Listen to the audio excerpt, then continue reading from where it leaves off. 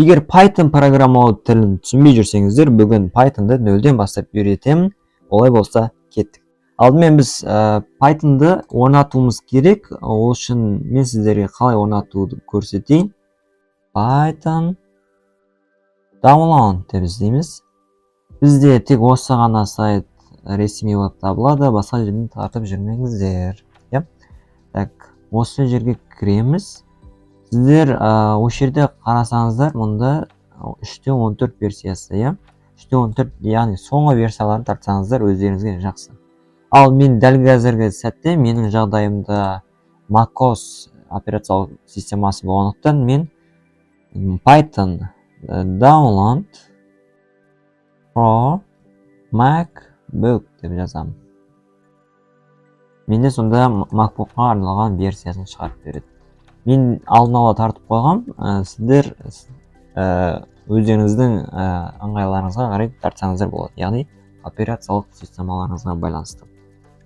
Жақсы, бұл біз қалай тарту керек екенін түсіндік. Енді сіздер қалай тарту керек екенін басқа тұрғыларыңыз келмесе, сіздер жай ғана онлайн компиляторды қолдансаңыздар болады.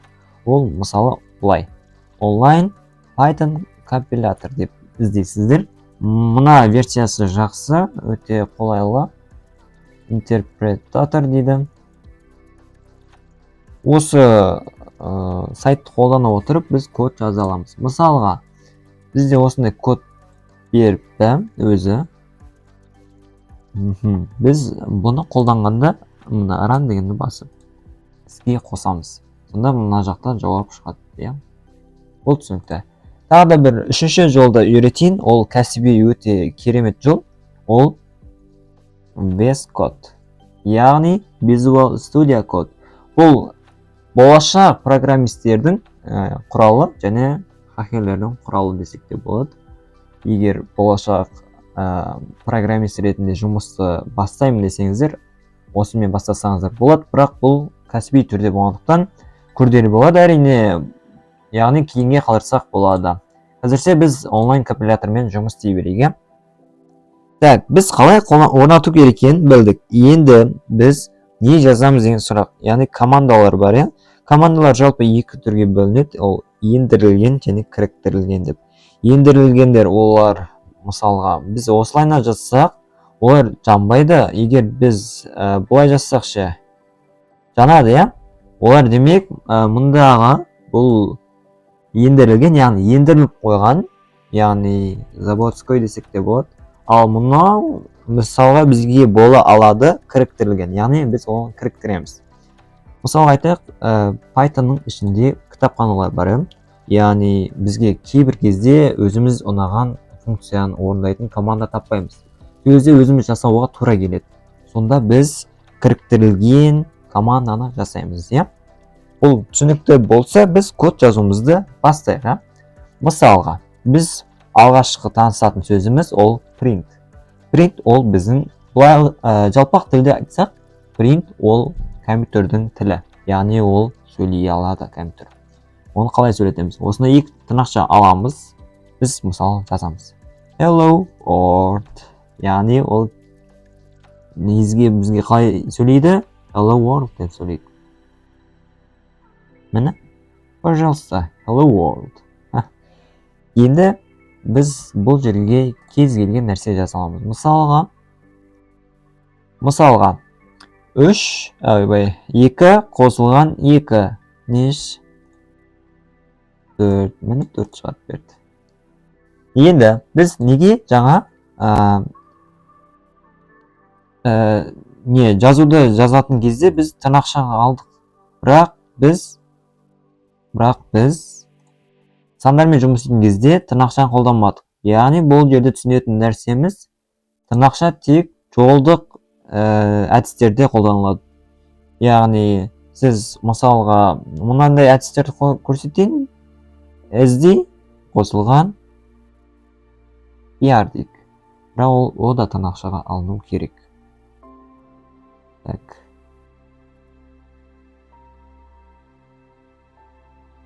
Ол да тырнақша алыну керек.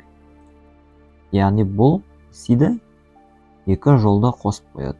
Яғни cd және pr деген сөздерді біріктіріп жазады. Яғни қосу деген сол. Бірақ біз бұны қосу операциясы деп айтпаймыз. Бұны қалай контенгеметр. Сейчас көрсетейін сіздерге конкатенация.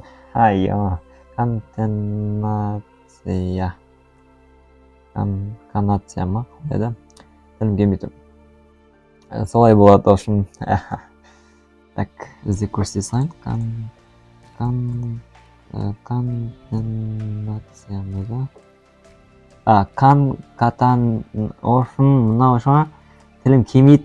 Әр айтқанда тілім келмей қалады.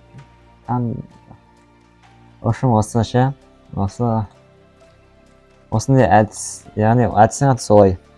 Яғни бұл жолды әдістердің бірі. Енді біз сандармен жұмыс істейміз.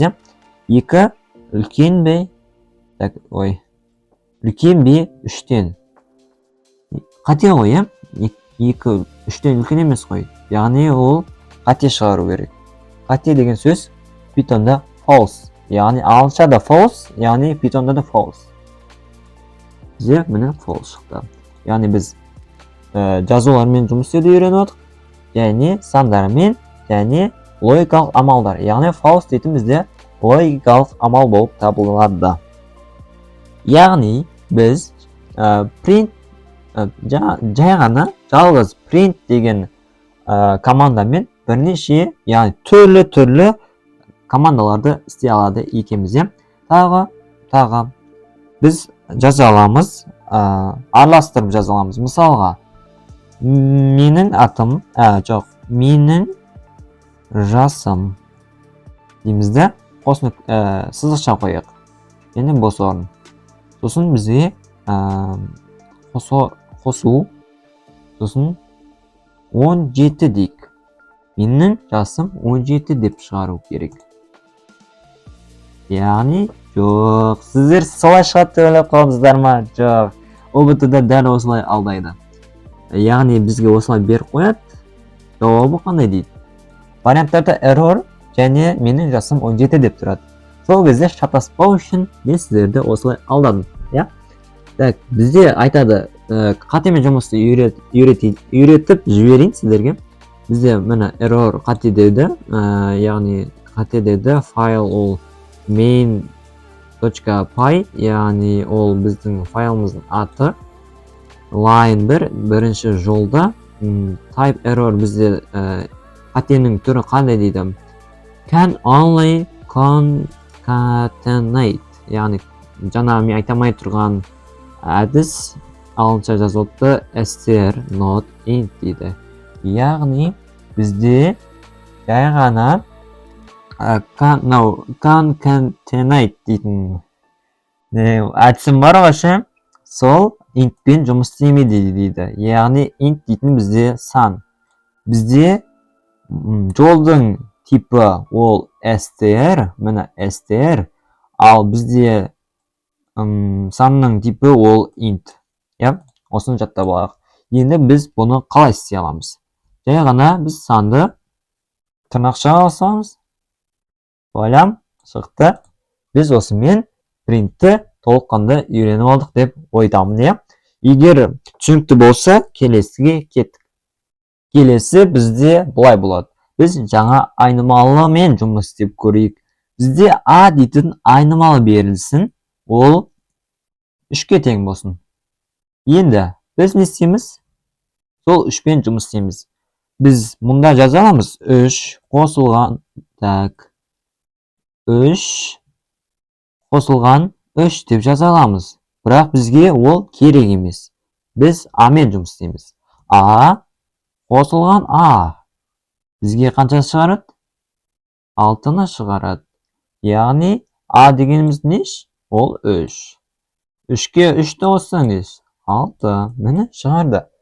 Бүгінге осы, біз бүгін қалай Python'ды қолданамыз соны көрсеттік, және print командасымен біраз есептер шығардық. Келесі сабақта көріскенше.